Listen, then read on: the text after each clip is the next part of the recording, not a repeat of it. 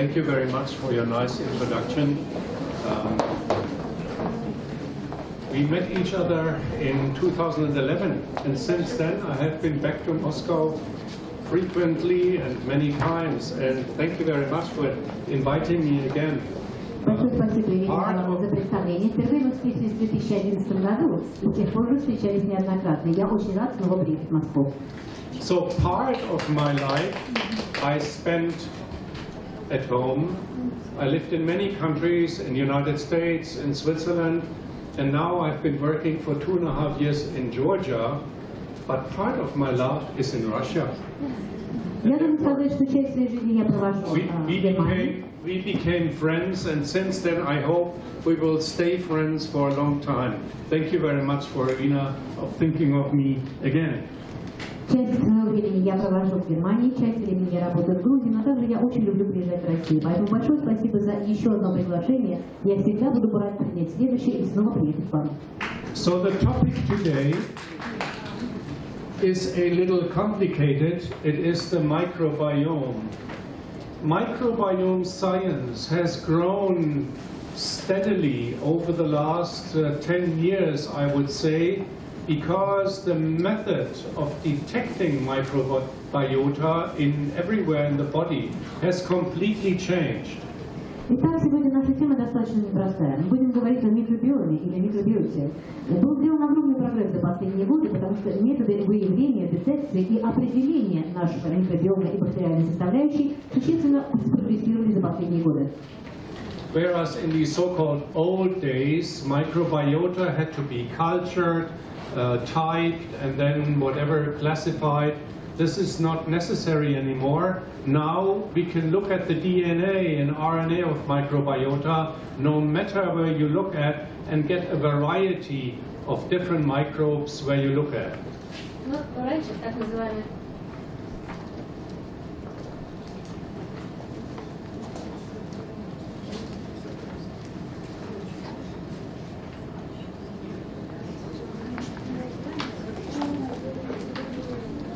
Раньше, в так называемые старые времена, нам приходилось достаточно трудоемко исследовать микробиом или микробиоту. Мы должны были брать почерк, культивировать, дальше считать количество штаммов, клонов и уже получать информацию о том, что уже там растет. Сейчас мы оцениваем ДНК, и все стало гораздо проще. And we don't know all microbiota at this time. There are probably several thousands we don't know at all, even in our body. And you see here this young man from Austria.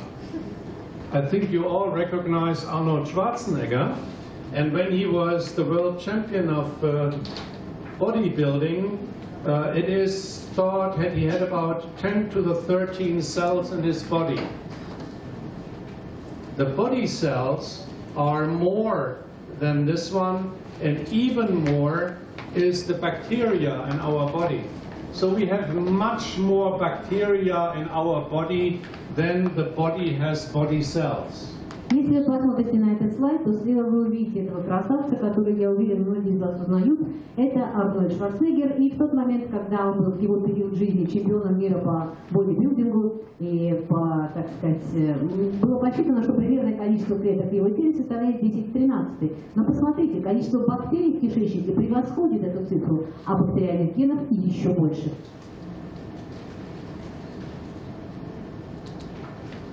So then, in terms of being pregnant, delivering a child, and then the child growing up, the question is, how does this microbiome develop?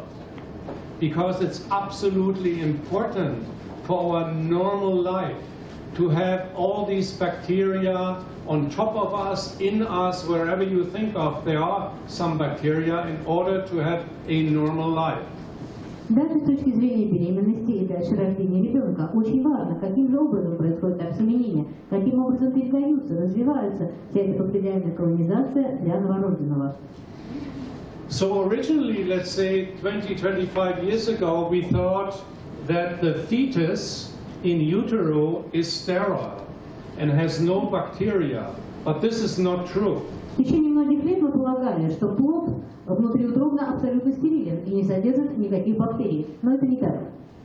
the fetus can get bacteria through the mouth of the mother, going to the bacteria and to the vagina of the mother in order to colonize in the placenta and in the fetus.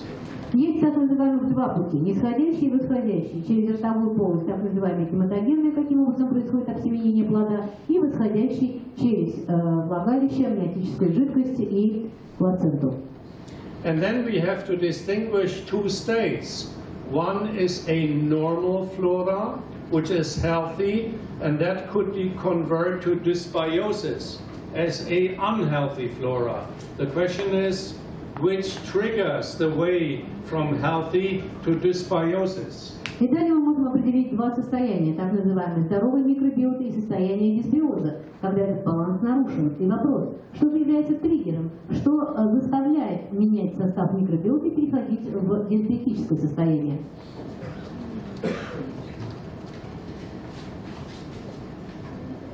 So if you look at the different compartments in the uterus and the mother, and ask the question, is the fetus in utero sterile or not? You will find a variety of bacteria in different compartments. For instance, in the mother's feces. No, this is here. Mother's feces, in the placenta, in the amniotic fluid, in the meconium, and in the infant feces. So if you look, it's quite variable between these compartments during pregnancy, and you can see some similarity of the abundance of some of these microbiota in the feces of the mother and in the feces of the infant. Probably because the microbiota in the vagina where the child is delivered through is very similar to the microbiota in the feces of the mother. Если мы посмотрим на предыдущий слайд, то мы видели микробиом беременной женщины, представленный в разных компартментах. А теперь давайте посмотрим на микробиом матери ребенка. Обратите внимание, микробиом стула матери в определенной степени напоминает микробиом стула ребенка. Почему так? Потому что ребенок во время рождения, скорее всего, инсеминируется той самой флорой через влагалище при естественных родах, которая также близка к микробиому стула матери.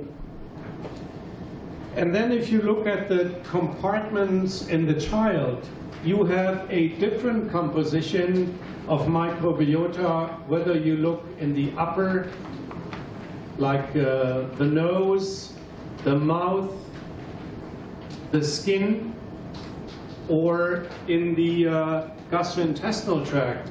There are big difference between all compartments of the body.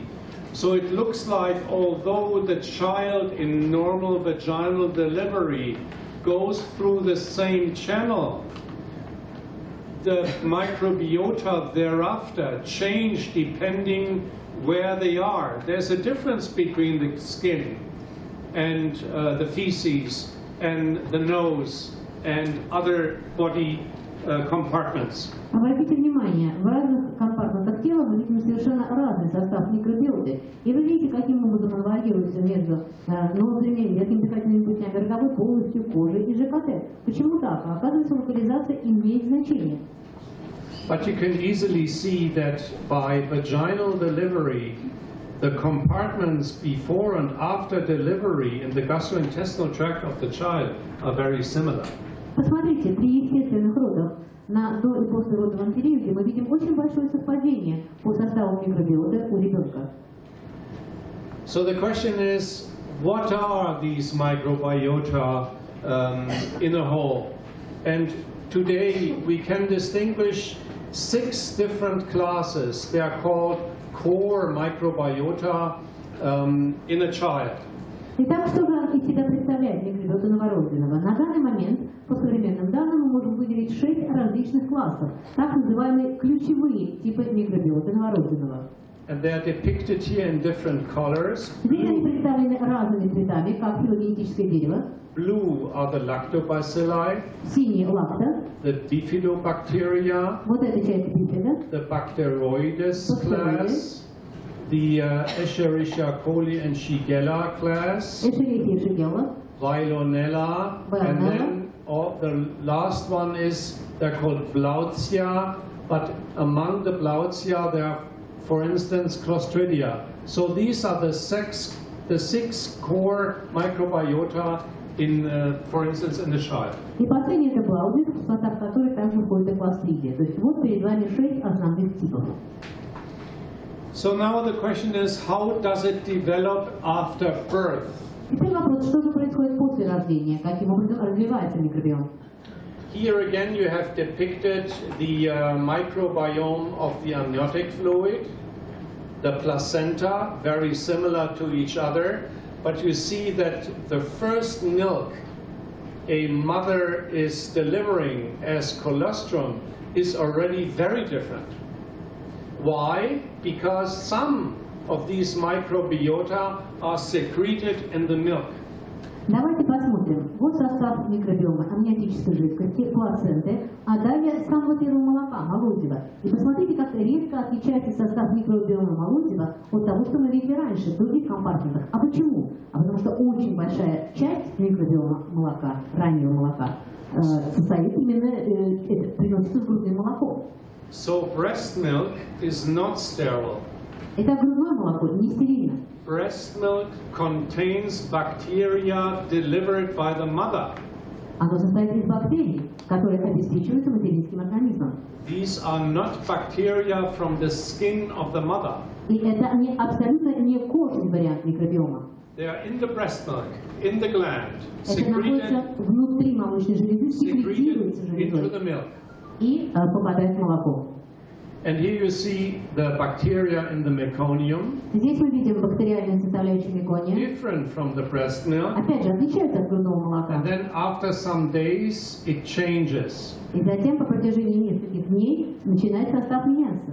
But you can easily see that in the infant fetus, it becomes more similar to the milk given by the mother, provided the child is breastfed. Но если мы посмотрим на стул ребенка, то это похоже на то самое, на состав молозива, который обеспечивается как питание. То есть таким образом это взаимосвязано. So the question is, would the nutrition of the mother change the microbiota of the child? Задается интересный вопрос. А состав диеты матери повлияет ли на микробиоту грудного молока и дальнейшем на микробиоту ребенка? The answer is yes. Ответ да. What you can see here is a difference between the microbiota of the child, of the meconium of a child just being born, depending on whether the mother has a high-fat or a low-fat diet. Давайте посмотрим на эту разницу в составе микробиоты мекония ребенка, детей, которые получали, матери, которые получали высокожировую и низкожировую диету. This part is high-fat diet. If you compare these bacteria with those, they're different on a low-fat diet. И посмотрите, микробиота мекония на фоне питания матери с высоким содержанием жира отличается от микробиоты мекония ребенка на фоне питания матери с низким содержанием жира. So apparently, depending on what mother is eating, it influences the microbiota of even the unborn child. То есть диета матери существенно влияет на микробиом еще даже нерожденного ребенка.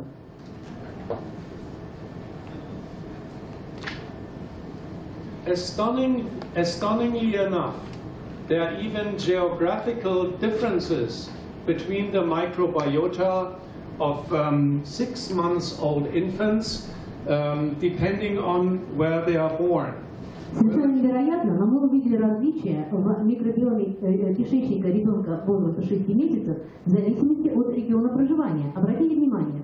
So you see here the difference between infants 6 months old from Malawi Шестимесячный ребенок из Малави и его микробиома. Compared to 6-month-old children from Finland, Финский вариант шестимесячного младенца. for bifidobacteria, although all children are breastfed.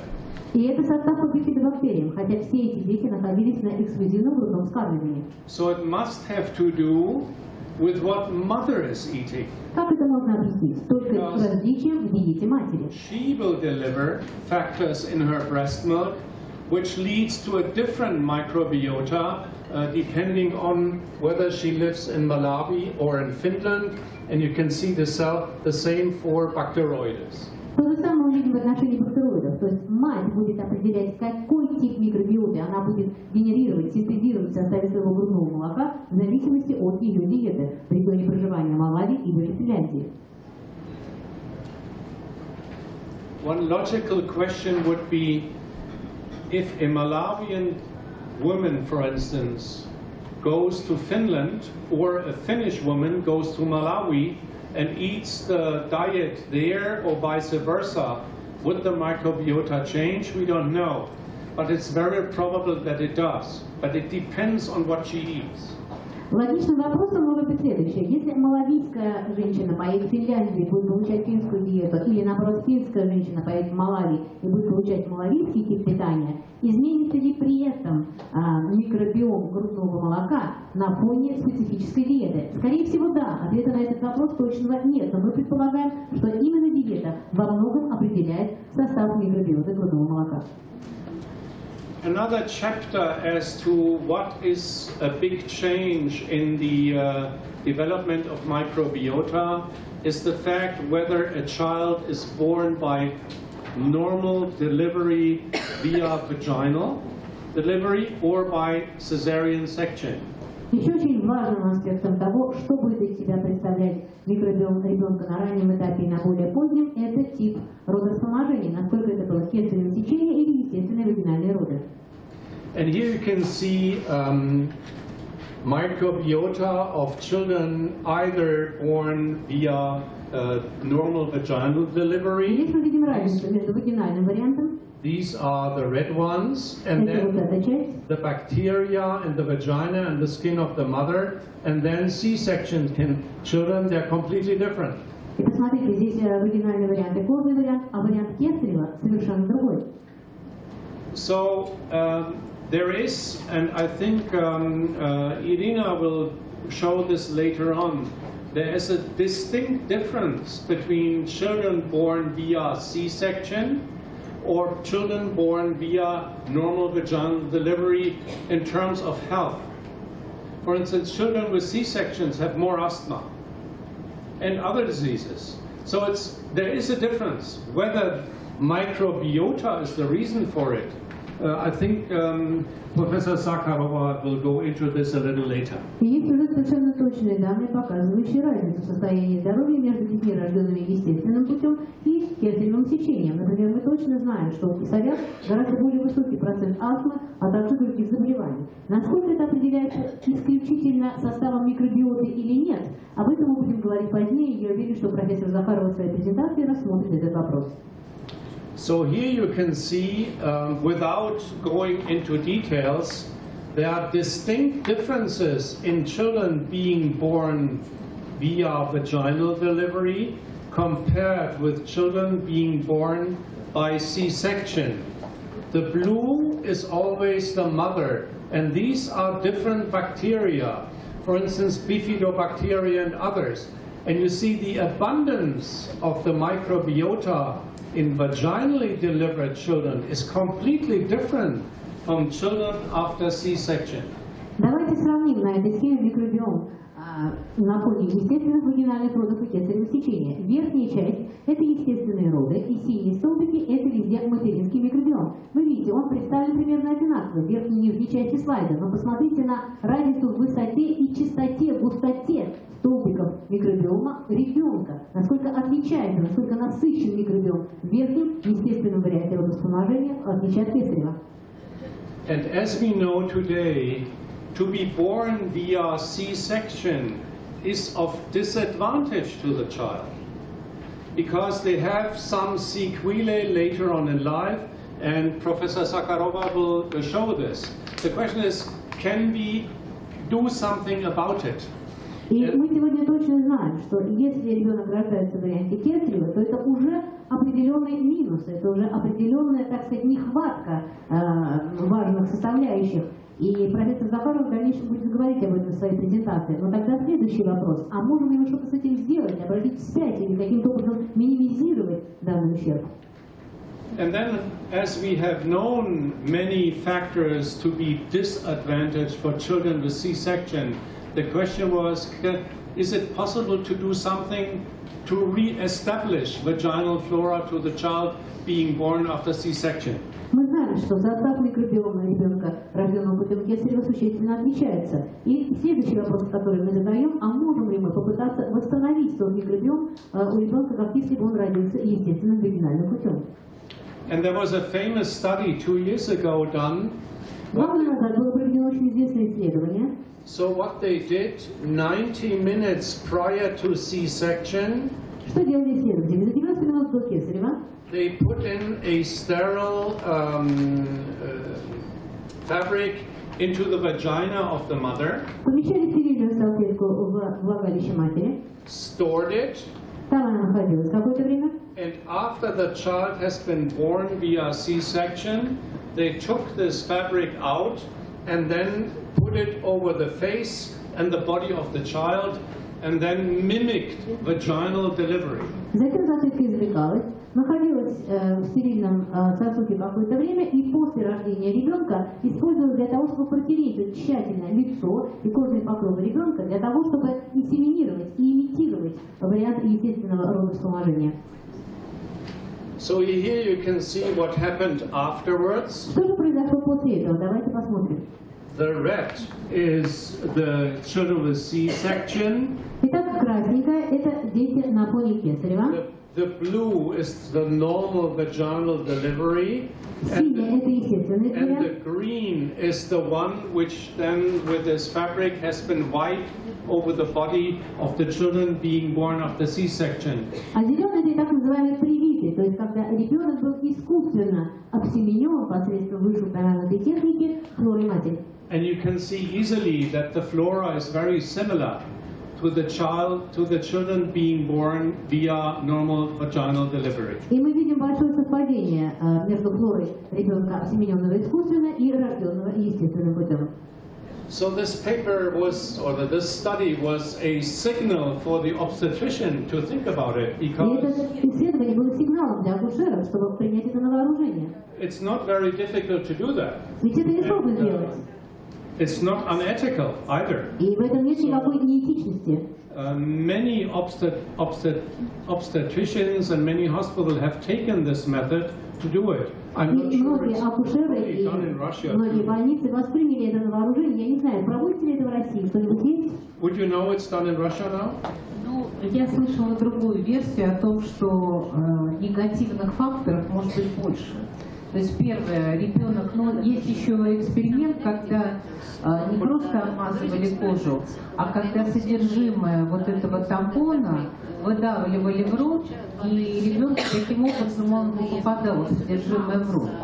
И если ребенок, пройдя родовые пути, не успел инфицироваться вирусами, ну, например, папиллому человека, цитомегаловируса в результате того, что он быстро вышел, то мы его искусственно можем заразить. Поэтому, с одной стороны, данные, которые вы показали, убедительны, особенно по коже, да? То есть это здорово. Мы на сегодняшний день знаем о том, что 500 различных микробов есть на коже, целый микробиом. Но нужно, конечно, изучать, и если женщина действительно инфицирована никакими серьезными вирусами, то почему бы нет?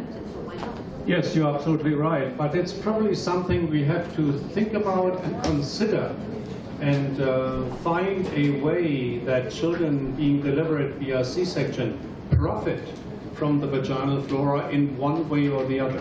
Да, вы совершенно правы. Конечно же, мы должны учитывать эти варианты, но с другой стороны, если действительно нет каких-то факторов риска, следует подумать, действительно ли есть вот эти преимущества у ребенка, рожденного тем или иным путем.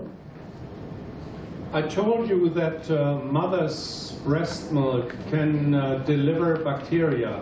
Сегодня я уже говорил, что грудное молоко матери в своем составе несет бактериальную компоненту, микробиом. And we do know now that the bacteria in the intestinal tract of the mother go through the intestinal tract, hooking on dendritic cells, are delivered back into the milk glands, and then being secreted into the milk via breast milk. Мы видим, каким образом микробиоты переносятся из кишечника в молочную железу. Из кишечника посредством использования дендритных клеток в качестве переносчиков попадает в эпителий молочной железы, внутрь железы и далее экскретируется в составе грудного молока. And we call this now the enteromammary pathway. Мы называем это энтеральным путем молочной железы. About, I would say, 30 years ago, we have learned the same way of passage for proteins. Мы знаем уже более 30 лет, что именно таким образом проходят и белки, этим же путем. You all know that young infants being breastfed can have all of a sudden blood and stool. Мы знаем, что дети раннего возраста, находящиеся на грудном вскармливании, вдруг ни с того ни с сего могут дать кровь в стуле. And this is due to proteins delivered from the mother via milk into the child. The child is ingesting the milk and then produces a allergic colitis. Это форма аллергического колита, поскольку белки, которые синтезируются в грудном молоке матери, попадают в организм ребенка, проходят через ЖКТ и вот вызывают такого рода аллергическую манифестацию. The same now has been established for bacteria. They go through the intestine into dendritic cell, delivered into the mammary gland, and then expressed in breast milk. Тот же самый вариант по микробиоте. Из кишечника через дендритные клетки в эпителий молочной железы и экскретируется с грудным молоком. And you can show this even in electron microscopy. Мы можем посмотреть на электронную микроскопию. You can see bacteria adhering to dendritic cells. Посмотрите, каким образом бактерии прилегают к дендритным клеткам. If one looks at the composition of bacteria in Если мы milk, посмотрим на состав микробиома грудного молока, you can see here breast milk from Canadian women. это выборка 50 образцов канадских женщин.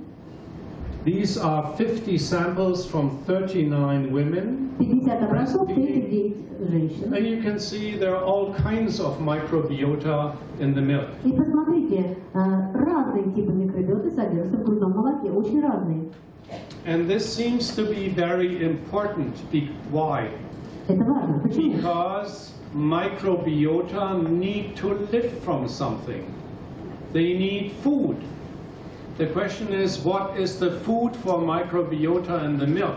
Почему это важно? Это важно, потому что микробиота должна чем-то питаться, чтобы выживать. А что является ее пищей? Что она потребляет?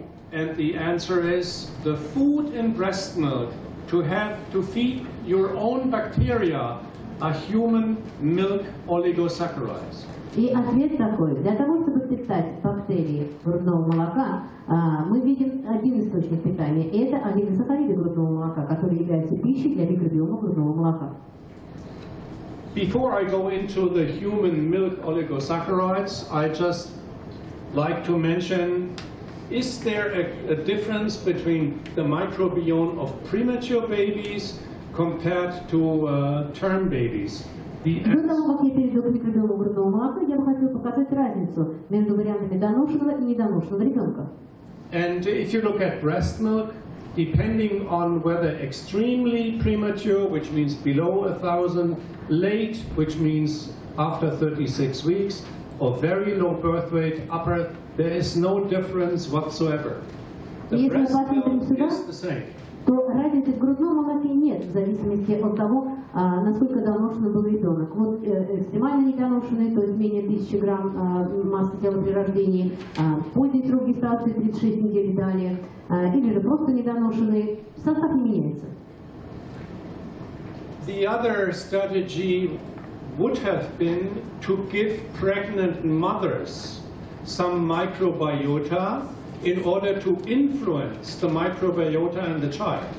Другой стратегией может быть внесение микробиоты в диету матери для того, чтобы повлиять таким образом косвенно на микробиоту ребенка. And of course the choice would have been probiotics. Очевидным выбором, казалось бы, являются пробиотики. And here you can see a study where pregnant women in the last 3 months of pregnancy had swallowed daily 4 different microbiota as probiotics. Вы видите, беременные на последних 6 неделях беременности получали разные добавки разными пробиотиками. And later they looked in different time intervals as to are these probiotics still in the feces of the child. Далее проводили исследования в разные временные этапы по анализу микробиома стула ребенка, насколько эти пробиотики могли бы быть найдены в стуле ребенка на фоне грудного вскармливания. And they could show that only Lactobacillus rhamnosus GG was able to colonize for a certain time up to 3 months of that child, but later on it was no difference whether the mother had probiotics or not. И если вы можете увидеть, то единственный вид, который определенным образом мог усилить свою колонизацию, это Lactobacillus rhamnosus GG, и то только до 3 месяцев. А в дальнейшем, при возрасте ребенка от 3 месяцев и старше, не имело значения, получала ли мать пробиотики в составе диеты или нет, это не влияло на микробиом стула ребенка. So 3 of the 4 did not even appear. А 3 из 4 вообще даже не проявились. Only 1 of the 4 did here. Только 1 сработал, и то кратковременно. But after 3 months, they disappeared. Через 3 месяца и след простыл. Here, just another way of showing this. As long as the children were, let's say, 3 months old, there was a colonization. But after 3 months, not anymore. Вот другой способ визуализации. Вы видите, до 3-месячного возраста колонизация активно шла. После 3 месяцев уже нет.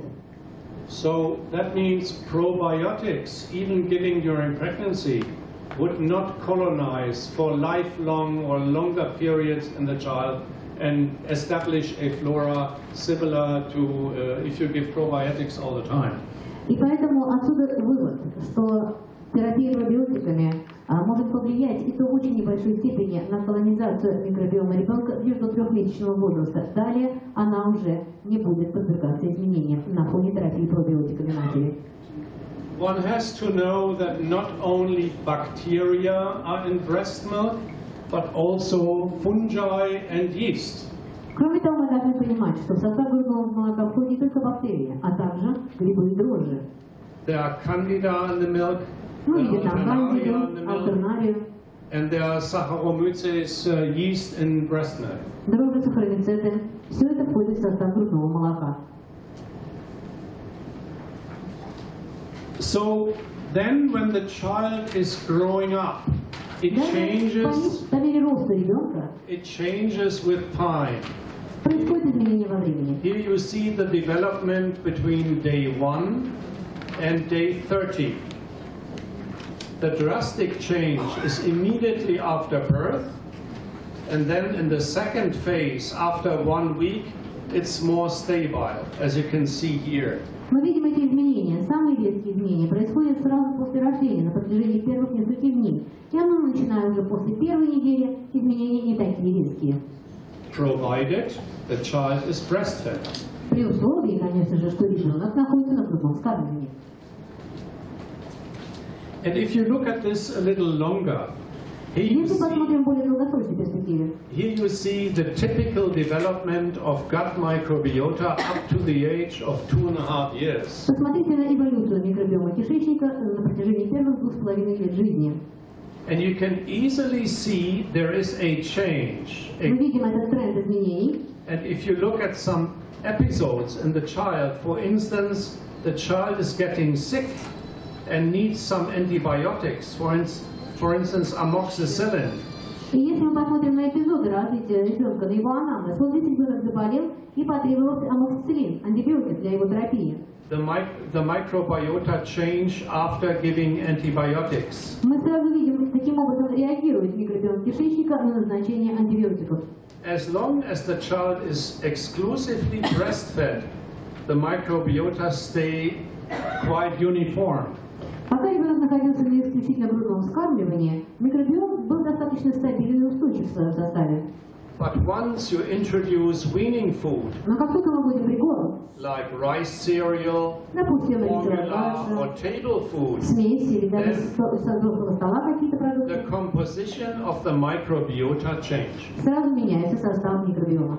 And that's depicted here. You see there's a constant change over time, И это отражено здесь. Посмотрите на этот тренд. depending on what the child is eating. Постоянное изменение с течением времени в зависимости от того, какую диету получает ребенок. I already mentioned that there is a difference in microbiota whether the child is breastfed or formula fed. Я уже говорила, что есть существенная разница в микробиоме кишечника ребенка на фоне либо грудного вскармливания, либо на фоне вскармливания смесью. Here you see microbiota of premature babies, either very low birth weight, which is above 1,000, and extremely low birth weight, which is below 1,000 grams of birth weight. Верхняя часть слайда отражает состав микробиота ребенка, недоношенного, с массой тела выше 1000 грамм при рождении, а экстремально низкая масса – это нижняя часть слайда с массой менее 1000. Given either mother's breast milk Грудное молоко матери, первая колонка. or pasteurized donor breast milk Пастеризованное донорское грудное молоко вместе со смесью, or formula. либо только смесь. And if you compare formula feeding against breastfeeding, И вот сравните теперь столбики левый и правый на фоне грудного и на фоне смеси. there are marked differences between the two groups. Видим огромную разницу между этими двумя группами.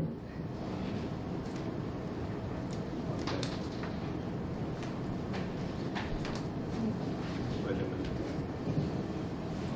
This one. Interestingly enough, and we don't know why, there's a difference between boys and girls. Достаточно интересно отметить, и мы, кстати говоря, не знаем причины почему, но мы отмечаем разницу в составе микробиома между мальчиками и девочками. Even when fed the same feeding, like breast milk or donor breast milk, Даже если они получают абсолютно идентичный тип питания, как, например, грудное молоко или донорское грудное молоко. if you compare boys against girls, Слева мальчики, справа девочки. there is a difference in abundance of microbiota between the two. Есть разница в насыщенности состава микробиоты между двумя гендерными формами. So not only there is a difference between the feeding, То есть разница не только в питании, очевидно, there's also a difference in gender. но также есть и половые различия, ассоциированные с различием микробиома. Another big question is antibiotics. Следующий серьезный вопрос – это антибиотики. Of course, it seems logical that any antibiotic given should influence the microbiota in the gut, because usually you swallow antibiotics. Как правило, это совершенно очевидно, что любая терапия антибиотиками, особенно если это пероз, оральный вариант введения, обязательно повлияет на состав микробиоты. What you can see here is the dosage of 1 dose of ampicillin given prior to delivery, probably because of streptococcal. Здесь мы видим использование одной дозы ампициллина непосредственно перед родами за счет колонизации, вагинальной колонизации стрептококком матери. And then this 1 dose already makes a difference after 2 days, И вот эта одна доза, 10 days, посмотрите, как она влияет на протяжении after 2 30 дней, days, 10 дней, and 30 after дней 90 и days. 90 дней. So one single То dose есть одна, всего лишь однократная доза can influence the microbiota of the затем child модулирует микробиом for 3 ребенка months. на протяжении практически 3 месяцев. And that, as pediatricians, should keep us thinking И мы, как педиатры, должны задуматься об этом. of giving lots of antibiotics during the first 2 years of life. Назначая большое количество антибиотиков, очень часто неоправданно на протяжении первых 2 лет жизни, Then of course the microbiota are changing. совершенно очевидно, что микробиота при этом будет меняться. Here you see the microbiota of 166 infants, depending on age, Здесь вы видите данные исследования чая, куда было включено 166 детей и оценивался микробиом в зависимости от их возраста. Whether there are formula fed, А vaginal также в delivery, зависимости от типа родовспоможения и типа вскармливания. Вагинальные роды вскармливания whether смесью, they are born by cesarean section, кесарево сечение, or they are vaginal delivery and breastfed. а здесь вагинальные роды, но грудное вскармливание. And as I showed you before, there are differences. They're Я not уже the same. показывал разницу. They're all different. Микробиом различен, все влияет. This slide should show you the difference between variances in the protein composition of the feed given to children. Here, Здесь мы видим вариабельность микробиома на фоне вскармливания разным питанием. There's the Грудным difference и смеси на between основе козьего и коровьего. children being breastfed in Синее blue, – это грудное, children being fed with goat's milk козье – in зеленое green, and children fed with cow's milk и in коровье red. – красное.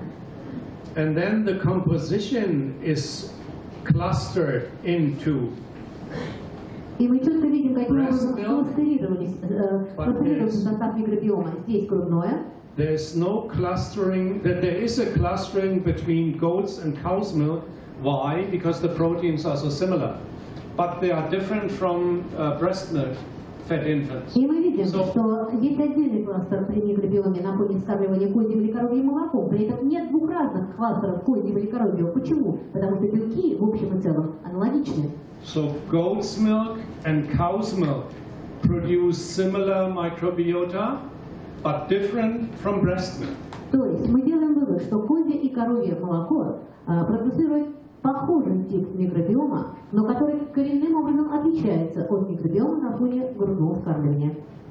So what happens if we grow older? Что же происходит при взрослении? If we go into adolescence and adulthood? Посмотрим на подростковый и уже взрослый возраст. So you see here adults, Итак, взрослые, and here children when they're older and adolescents, and здесь they are подростки и actually дети, becoming very similar. и они уже похожи. So that means in a given geographic region, one can assume that the food ingested is similar in a given population. То есть мы понимаем при этом, что в определенном географическом регионе та диета, которая получается, является идентичной. So this curve, if you would look at Russian adults and Russian И adolescents, если мы посмотрели на российского взрослого или подростка, they would be the same. она была бы той же самой. But if you look at adolescents from Malawi, Но если They бы would это be был completely different. индивидуум из Малави, то кривая выглядела бы совершенно по-другому. because culturally they have a different way of eating and food selection Потому что than children in Russia, in Finland, in Germany, etc. исторически, культурно, этимологически тип питания будет различаться, исходя из пищевых привычек. И поэтому, конечно, национальная кухня тоже оказывает свое влияние. As I was working for a longer period in Georgia, Я работала уже достаточно долгое время в Грузии, живу там последние 2,5 года. I thought it would be interesting to look at the development of phages of bacteria. Мне хотелось посмотреть на то, каким образом разнообразится фаги в зависимости от возраста.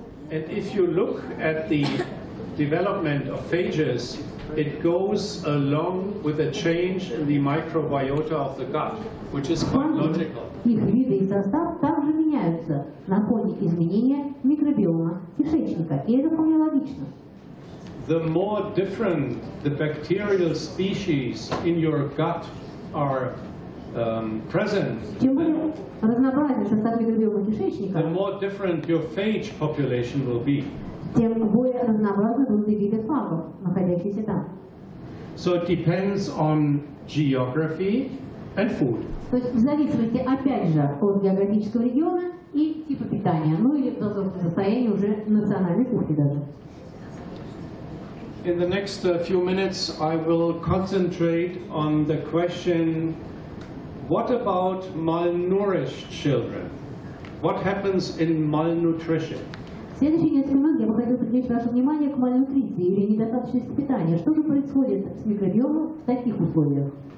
And here we go back to Malawi. Мы I возвращаемся снова в Малави. mentioned Malawi many times. Я уже неоднократно сегодня упоминал этот регион. And if you look at children which have a healthy microbiota and are not malnourished, and at malnourished children, they have a different set of microbiota. They're И different. если мы сравним микробиом ребенка с достаточным нормальным питанием и недостаточностью питания, мы увидим большую разницу. And what was done in this study was they took microbiota from Malawian children, healthy Malawian children, and put it into germ-free mice and looked how they developed. Итак, в данном исследовании брали образец микробиота нормального здорового ребенка с нормальным вскармливанием из Малави и помещали в организм стерили мыши, чтобы посмотреть, каков будет эффект. And these mice were put on a normal, standard Malawian diet. Мыши также получали нормальную, стандартную малавийскую диету. But if these mice had received microbiota from malnourished children, the mice were not growing. Но если, и мышь дальше росла и развивалась нормальным образом. Если же микробиота была пересажена от ребенка с недостаточностью питания, мышь также демонстрировала отставание в росте и развитии. They became malnourished too. Мыши также демонстрировали недостаточность питания. So, what does that mean? It means not only that we are eating normally, it depends on your environment, the social setting. If you are malnourished, you have less chances that you have a good microbiota in your intestine, and then you don't grow. То есть это зависит не только от нашего типа питания, но от социальных, даже экономических факторов, факторов окружающей среды. Потому что если вы питаетесь ограниченно или скудно, то тогда вы не сможете иметь здоровый состав микробиома у себя в кишечнике. And then they developed this study into a second step. Затем был второй этап исследования. These malnourished mice, which had got the microbiota of undernourished and malnourished children, they were actually given microbiota from a healthy child, which is logical to do. And as you can see, the moment these mice received microbiota from this set of children, they grew normally. И далее на втором этапе взяли только популяцию мышей, которые трансплантировали микробиом ребенка с недостаточностью питания, и далее повторно трансплантировали микробиом, но только ребенка с нормальным здоровым ростом и развитием. Эти мыши тут же изменили паттерн роста и развития. Они стали абсолютно нормальными и здоровыми. So here again in growth curves, this is Здесь на кривых роста вы видите, this is weight, как and мыши набирали this вес. is initial lean mass. The Это ones, первоначальная сухомышечная масса. the healthy ones grew this curve, and the unhealthy malnourished one this curve, and the same for lean mass. И вы видите, каким образом расходились эти кривые для здоровых и особей с недостаточностью питания. So they grew in different isolators. Они росли в разных изоляторах, в разных клетках. The ones being healthy with a healthy microbiota were this. The Здоровые со здоровой malnourished микробиотой — это ones вот эта were часть. these. С недостаточностью питания — вот это. But when they put the healthy ones with the malnourished ones into one Но как isolator, только их поместили в совместную клетку для совместного проживания, they grew better. они стали расти лучше, те, которые имели сначала They определенные проблемы. exchanged their microbiota. Они with each обменялись other. с микробиотой друг с другом. And here you see the sets of microbiota they found.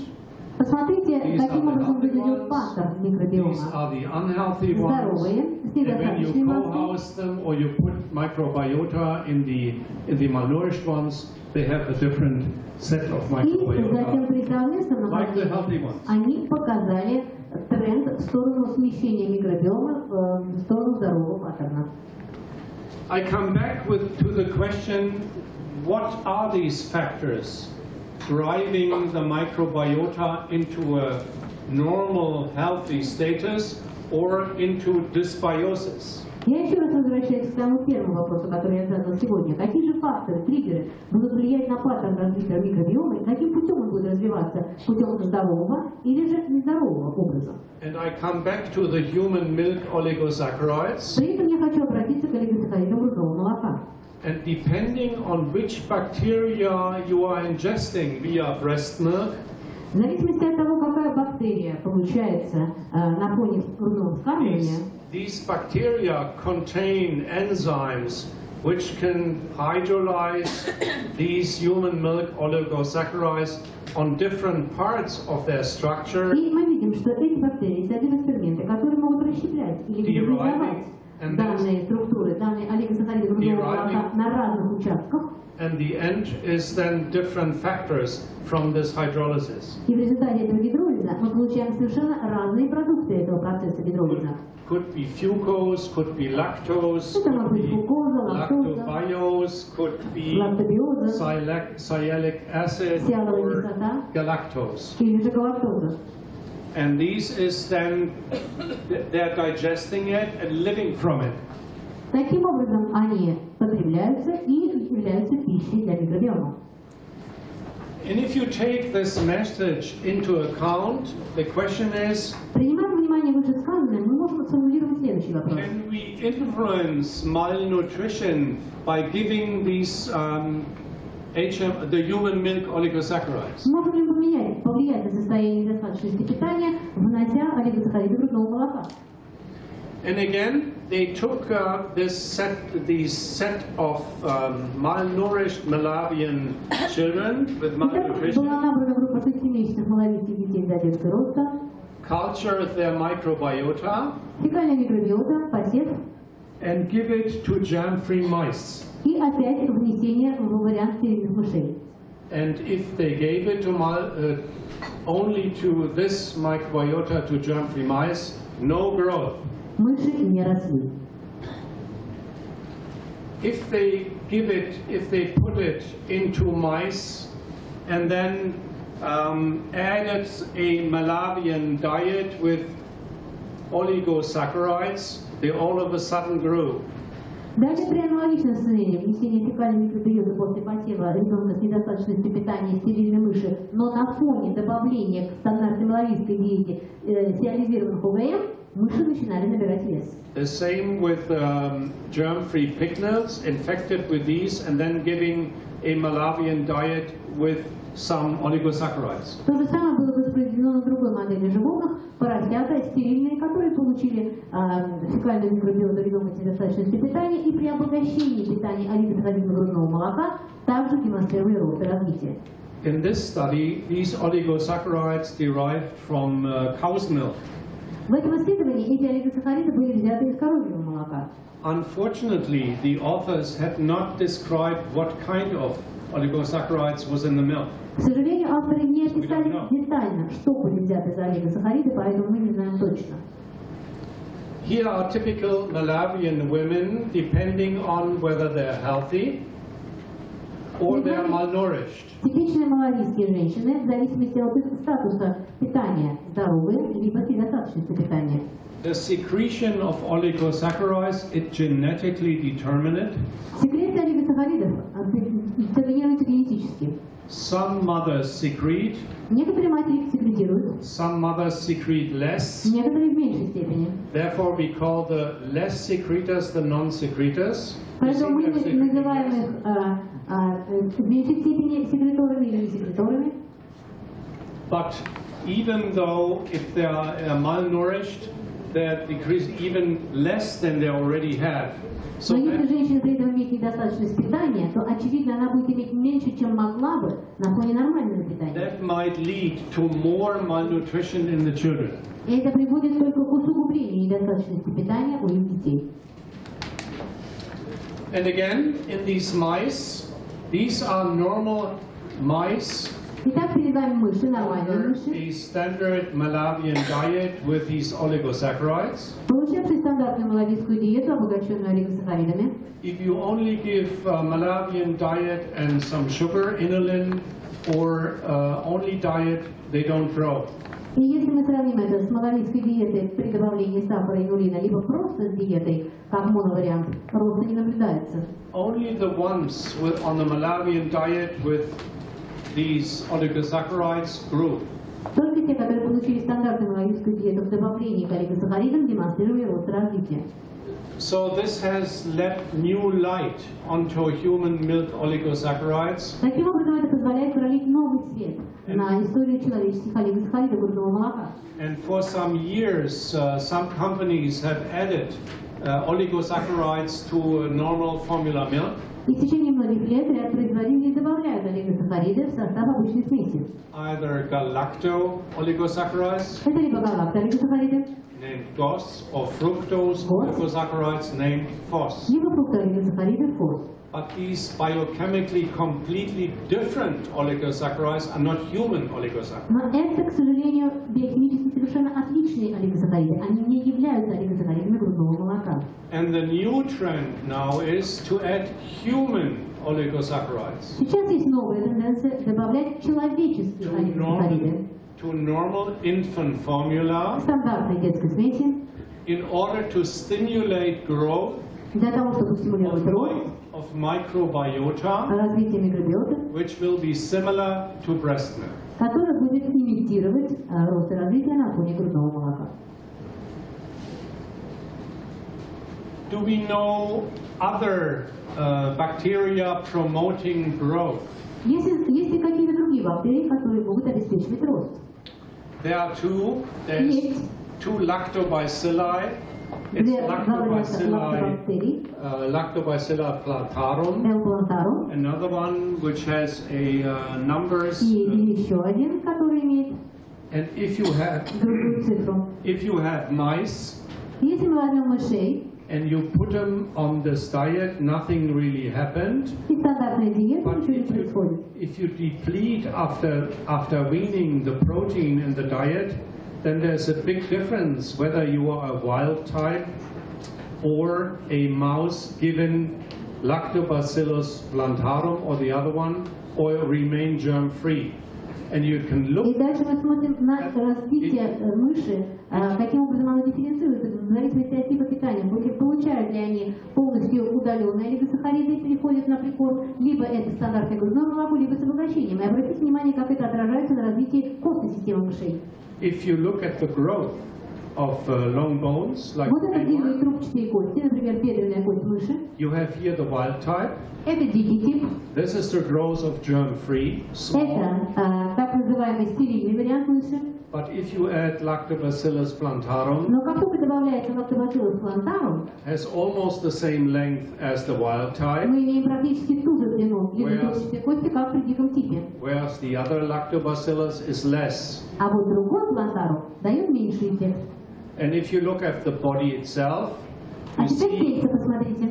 this is a normal wild type. Самая длинная нормальная мышь дикого типа. This is a Lactobacillus plantarum, На фоне almost the same. плантарума с определенной кодировкой, практически одинаковые. And the two others, germ-free, and the other Lactobacillus remain small. А те, которые были стерильными, либо с другим вариантом плантарума, остались меньшего размера. So what does this tell us? О чем это нам говорит? There are microbiota which are in favor of promoting growth, То есть есть тип микробиоты, который способствует активному росту, and others don't. а есть та, которая нет. Obviously, the human milk oligosaccharide composition of breast milk is very essential of having certain microbiota grown in the gut of an infant. Совершенно очевидно, что наличие олигосахаридов грудного молока является эссенциальным и обязательным для правильного здорового роста и развития ребенка на определенных контрольных точках этапа, To promote normal growth. для обеспечения нормального роста.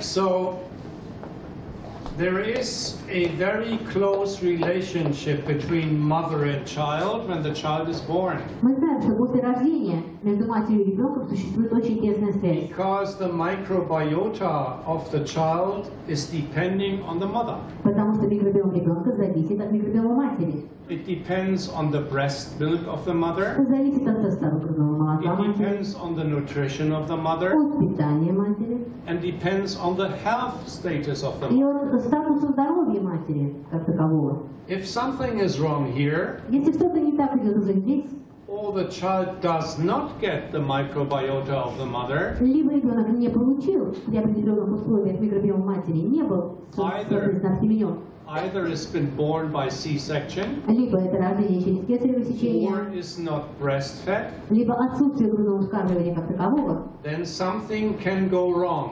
то тогда что-то может пойти не так. But if you are able to, if you are able to restore this Но если microbiota, мы можем восстановить then the child might be able to catch up, то ребенок может догнать to have a normal, healthy life и иметь with normal, healthy microbiota. нормальный здоровый микробиом, жить нормальной здоровой жизнью. Or if something goes wrong, Если же нет, then the microbiota remain different. то микробиом так и останется And we измененным. know already И that сейчас мы this точно has знаем, different disadvantages. что здесь есть целый ряд проблем, связанных с измененным составом микробиома. Allergies, Развитие аллергии, asthma, астмы, obesity, ожирение. and others. But Professor Sakharova will go Но into this сегодня об этом in a будет moment. говорить Ирина Николаевна в своей следующей презентации. So I thank you for your Ну что ж, attention. на этом я бы хотела поблагодарить вас за ваше внимание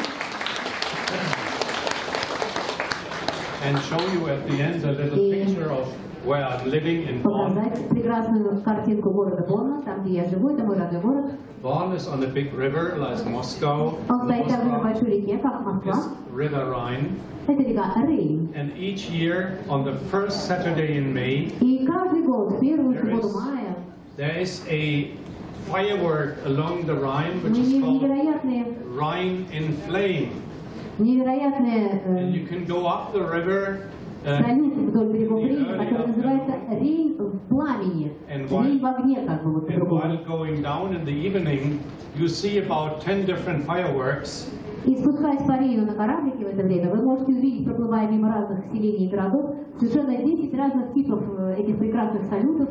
So whenever you want to visit this region, you have to take the first Saturday in May. Поэтому, если вы вдруг задумаетесь о посещении Германии, в частности, плавания по реке Рейн, то это должна быть обязательно первая суббота мая, для того, чтобы увидеть это невероятное зрелище. Thank you very much. Большое спасибо за внимание.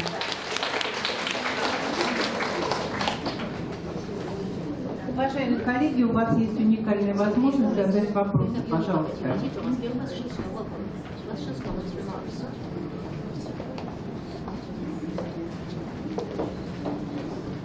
Can I ask a question? То есть пока нет.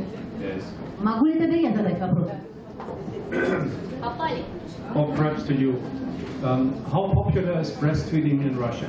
Насколько популярно грудное вскармливание в России? Ну, грудное вскармливание популярно, но, к сожалению, больше половины цифры не повышаются к 6 приблизительно месяцам, и есть определенные обстоятельства, ну, в общем-то, которые связаны с тем, что все-таки женщины собираются выходить на работу. Ну вот, побывав во многих странах, и недавно я была в Нидерландах, я чувствовала, что женщина, вот такое вот общее течение, что женщина, если сидит дома, то она лентяйка, она должна идти на работу. Наши же женщины, ну, к сожалению, они получают немного денег вот на пособие, но все-таки вот эта идея сидеть до 3 лет и воспитывать своего ребенка, это идея гениальная. Если бы она была подкреплена хорошими деньгами, то эта идея самая лучшая, потому что вот то, что вы показывали, помимо традиционно взаимоотношений, это постоянный, да, обмен микробиотами. Коллеги, ну вот я 11 дней отдыхала сейчас на юге Африки, была в Ботсване, в Зимбабве и была в Кейптауне. И наблюдала 5 дней своей внучкой «Животный мир». И вот интересно, наблюдали мы львов львов, да, то есть это было страшное сафари, и наблюдали львов. Вот интересно, что львица способна к деторождению несколько раз в год. Всего 180 дней она вынашивает этого огромная львица, всего 900 грамм, около 6 детенышей. И 6 вот этих львят она выращивает 2 года. Вот она их опекает, выращивает 2 года, она их кормит. Через 2 года она выпускает их вот в этот страшный мир, где надо выживать. Это же тоже для чего-то сделано, потому что это тоже, она их приучает к этой жизни сложной, потому что одно животное, к сожалению, убивает другого. Поэтому все это в природе не случайно. И вот эта картинка последняя, она была гениальная. Да? Я опять же вспомнила, как это важно, чтобы ребенок постоянно ходил за мамой, постоянно он с ней не только общался. Да, и мне вот сегодня первая картинка потрясающая о том, что мы думаем о том, что микробы только попадают через рот, о том, что вагинальный путь, он тоже возможен. Да? Поэтому тоже было, Майкл, настолько было много интересного, потому что, конечно, о микробиоте много говорится, в том числе мы, но вы всегда можете найти такое самое свежее, самое интересное. Поэтому я очень вам благодарна за очень интересную презентацию, которая дает очень много мыслей для того, чтобы покопаться. Везде есть коллеги ссылки. То есть вы знаете, вы иногда нас начинаете поругивать, говорите, что нет ссылок, да, но мы стараемся. Если уже нет ссылок, то иногда это авторские слайды, но в принципе здесь очень много мыслей, которые можно найти, и я вот даже дам задание своим сотрудникам поглубже найти эти статьи, потому что это очень много интересного. И, конечно, сейчас российский вот этот геномный проект, он, к сожалению, стартовал намного позже в силу отсутствия финансирования, только в 2010 году. Но появились первые данные о том, что, конечно, наше население сейчас оно мигрирует, оно ест разную еду, да, уже таких деревень, где есть еда так здоровая, натуральная, их очень мало. Но интересные первые данные были получены, говорящие о том, что в глубоком селе, где едят люди простую еду, вот как раз микробиота очень похожа на племена гухиба и малавийцев. Это я тоже читала, пока первые результаты этого метагеномного проекта российского опубликованы. Поэтому это говорит о том, что чем меньше цивилизации в каких-то регионах, тем здоровее кишка. А вот то, что я путешествовала сейчас со внучкой, и мы наконец-то нашли данные, из чего делается кола, коллеги. Это же жучки. Почитайте внимательно. Ну, в общем, душа ее боролась 13 лет, пить или не пить эту гадость. Каждый раз я напоминала ей про эту статью, да, что она почитала. Ну, то есть вот эта еда цивилизации, она не приводит к здоровью. Да? Ну, молодежь очень трудно в этом убеждать. Поэтому, конечно, когда мы начинаем питаться правильно, есть натуральную еду, особенно выращенную, сейчас в России очень популярна опять еда из фермерских хозяйств, потому что все это приводит к нормальному формированию нормальной микробиоты. Поэтому вот эти несколько слайдов меня потрясли, они дают пищу для размышления. Поэтому огромное вам спасибо. And the other question I would have is, has the rate of C-sections in Russia increased, or does it stay? Следующий вопрос. Процент кесарева в России растет или стабилизировался, или падает? Вы знаете, процент кесарева растет, мы не дошли до безумных цифр в Бразилии, где 80%, мы не дошли пока до цифр Уганды 47%, но в среднем на сегодняшний день это каждый третий ребенок, ну, приблизительно, официально, 2016 год 28%. Есть объективные для этого моменты. То есть многие женщины приняли западный образ жизни и стали рожать после 30 лет. Вот тогда, когда я была молоденькой, и когда я училась в институте, у меня была вбита мысль, что я должна до 30 лет выйти замуж и родить своих детей. Что, собственно, я и осуществила. Поэтому сейчас молодежь, она строит карьеру, она гуляет, выбирает разных партнеров и, к сожалению, спохватываются после 35 лет, когда надо родить ребенка. Поэтому сейчас у нас очень много женщин, которые с помощью репродуктивных технологий получили возможность стать матерью к 40, а также сейчас очень модно родить наследника, да, после 40. Ну, как бы не свой взрослых детей и родить еще наследника. Поэтому есть объективные для этого особенности. Конечно, когда ребенок получит таким драгоценным способом, то его пытаются всеми силами защитить. Поэтому процент кесарева объективно в этом плане вырос. У нас, конечно, сейчас акушеры-гинекологи работают неплохо, и женщины, которые не могли себе позволить в силу болезни, они тоже, в общем-то, рождают этих драгоценных детей, чаще всего кесарево.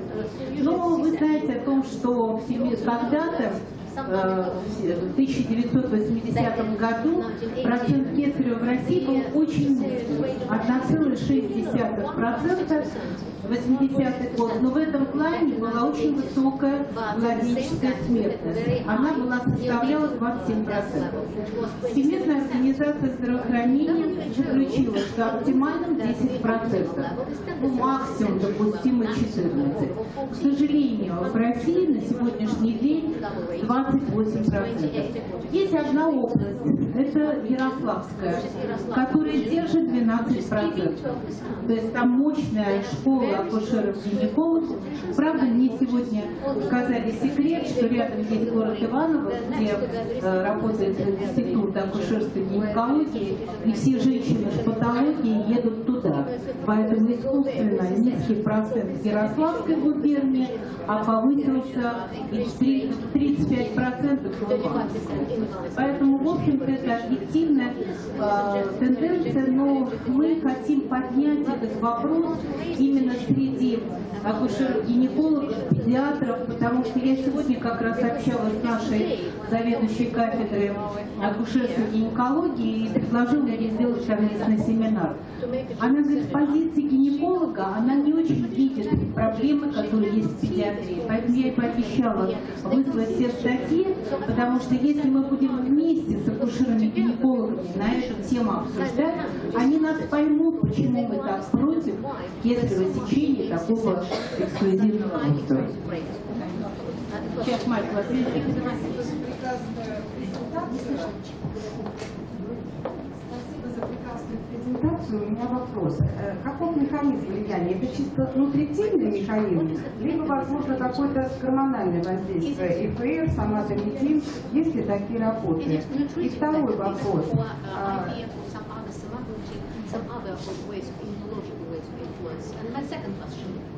И второй вопрос. Есть ли работа устраивание именно геном измененной микробиоты в процессе жизни ребенка клеточная inserted into plasmid cell DNA into his actual body composition DNA?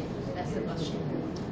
Well, the first question, the answer is yes, you're absolutely right. I didn't show the data. Отвечая на ваш первый вопрос, ответ да. Вы совершенно правы, я просто не показал сегодня эти данные. In this mouse study I showed you with the bones. Я показал исследование мыши с костями, They помните? looked in the blood at all different kind of growth factors. Они посмотрели на кровь, на разные факторы роста, как они отличались. And the biggest difference was IGF-1.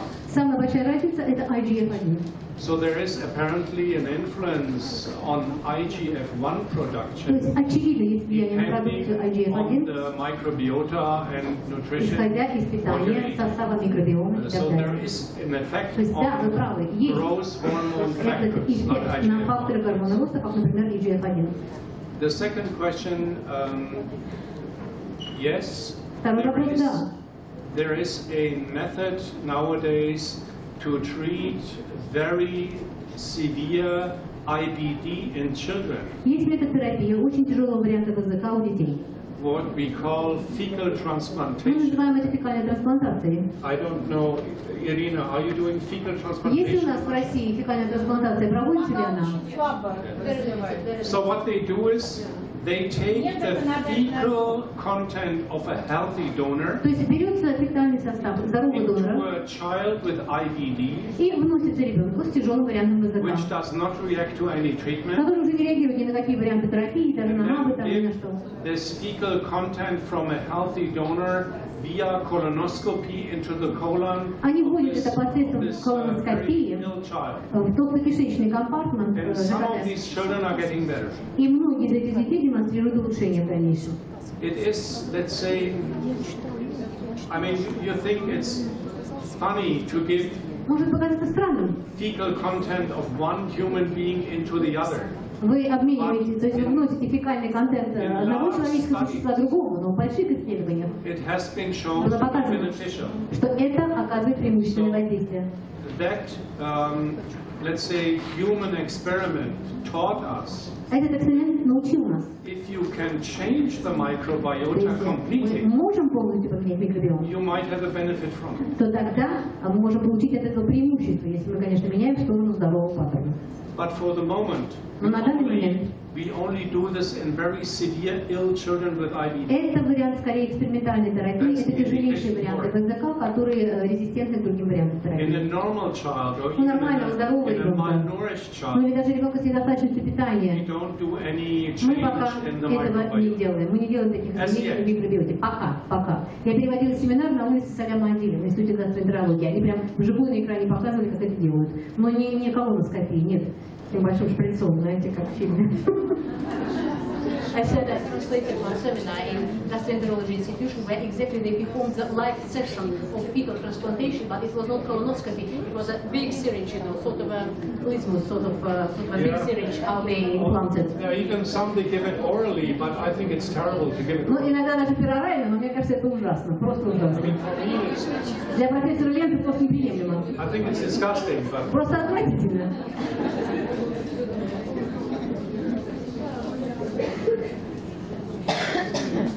Пожалуйста, коллеги. Пожалуйста. У меня вопрос, Майкл. Есть ли дозозависимый эффект введения олигосахаридов грудного молока и влияние их на прибавку массы тела, на рост? Ну, чем больше даем олигосахаридов, больше будет прибавлять или не имеет значения? you know, the composition of oligosaccharides in human milk is between 0.8 to 1.5 grams per 100 milliliters. На 100 мл грудного молока состав олигосахаридов от 0,8 до 1,5 грамма. The average child drinks between 7 and 800. В среднем ребенок получает 700-800 мл. A breastfed baby drinks at average about 4 grams of oligosaccharides per day, Ребенок на which is грудном quite получает 4 something. грамма олигосахаридов в день в среднем, и это довольно много. Whether 6 grams are better than 2 grams, Насколько 6 We грамм don't лучше, know. чем 2 грамма, мы не знаем. but the time is ripe or already there that human oligosaccharides are added to infant formula. Но уже есть сейчас варианты, когда человеческие олигосахариды добавляются в стандартные детские смеси. And I'm sure they are already doing dose-dependent studies. И я уверен, что эти компании уже Whether a проводили low дозозависимые concentration исследования, is насколько as низкая good as a higher концентрация оказывалась concentration. такой же эффективной, как и более высокая концентрация. So I'm sure in 2 years Я думаю, что через пару we лет might be able to answer that. мы сможем ответить на этот вопрос, и появятся Too early. результаты исследований. Пока еще слишком рано. Майкл, ну вот вы показывали о том, что впереди сериализированные олигосахариды, и есть данные о том, что они влияют и на когнитивное развитие, и на самочувствие ребенка, то есть их относят к психобиотикам. Что вы можете на этот счет сказать? То есть они вроде бы как бы оказывают влияние на центральную нервную систему таким успокаивающим действием.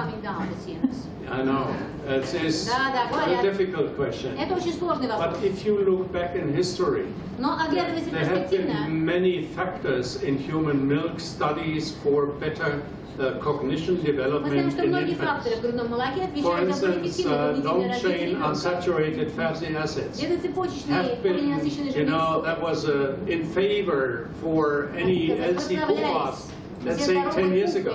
10 лет назад, ПУФА, это английская аббревиатура. What is the outcome of this whole LC PUFA study after all? Какие же результаты жирноцепочечных We have полиненасыщенных жирных learned кислот в from результате? many Из studies многих исследований мы узнали, that breastfed babies что дети на грудном develop a little better in the beginning, развиваются чуть лучше в but начале. later on, Но в дальнейшем everything else is catching up. все остальное потом And догоняет Maria животных. Makridis И Мария from Макридис, Australia has австралийская clearly профессор, shown показала, that when the children are older, если ребенок уже there's более no difference взрослый, anymore between breastfed and non-breastfed между in грудным и terms of негрудным cognition. вскармливанием, говоря о когнитивном развитии, происходит So сейчас. now- New substances are coming, like Поэтому oligosaccharides. сейчас новая тема, олигосахариды. Whether oligosaccharides make the difference, Насколько они нам сделают We какую-то don't know. разницу, мы пока не знаем. but Но there is a clear knowledge есть четкая that информация, certain microbiota in the gut что определенные типы have some микробиоты effect on the brain. оказывают влияние на мозг. It has been shown for autistic Было children. показано на детях с аутизмом,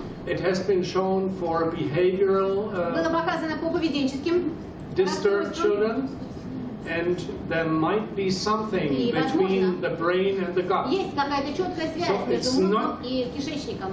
It's likely there is some relation Как to each утверждают other. британцы, вероятно, что есть Whether такая связь, oligosaccharide makes the difference, что I олигосахариды don't действительно могут на что-то повлиять. Но пока мы точно не Ну, знаем. but they're наверное, already autistic children. They're on a gluten-free, Дети с аутизмом And a milk-free на безглютеновом варианте and и their на варианте microbiota have been без белка коровьего studied, молока были and they're исследованы в different. микробиоте. Было показано, что Autistic совершенно по-другому children себя ведут дети с разным have a different microbiota Они than имеют other другую children. микробиоту по сравнению со здоровыми детьми. So if we would be able to change it, Поэтому если мы могли бы поменять это, It might влиять help. на это, то тогда это бы сработало. ну, наверное, имеет значение еще, где будут проводить исследования. Одно дело будут проводить у европейцев, другое дело у малавийцев, да? И все, конечно, зависит от генетики и образованности родителей. Поэтому, когда мы это не считаем, да, то, в общем-то, не получаем существенной разницы. so there's a lot to do. Да, перед нами поле непаханное. Спасибо большое. Thank you very much.